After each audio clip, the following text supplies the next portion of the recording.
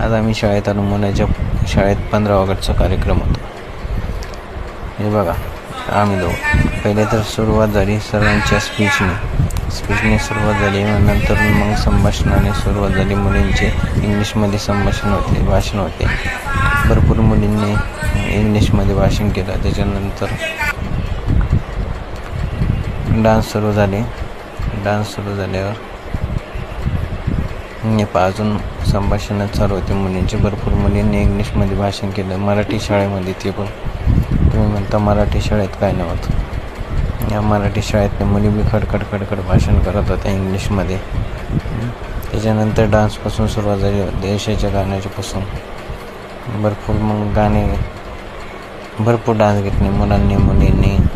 असे करत एक सरांनी भरपूर काही शिकवलं होतं मुलांना. बघा कसे डान्स करत होते मुलं.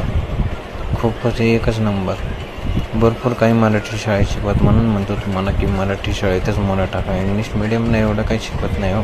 बाकी ते बारके मुलं आहेत. पहिलीतली मुलं आहेत. शेवटी जिल्हा परिषद शाळा आहे ना. मराठी शाळा, जिल्हा परिषद शाळा, नगरपालिकेच्या शाळा, या सगळ्या शाळेमध्ये मुलं एकदम जबरदस्त डान्स वगैरे सगळं शिकायला मिळतं मुलांना. इंग्लिश मिडियममध्ये शिकायला मिळत नाही ना, ते मराठी शाळेत मिळतं. त्याच्यामुळं म्हणतो मुलांना मराठी शाळेतच टाका. अजून डान्सवर डान्स चालू होते. भरपूर मुलांनी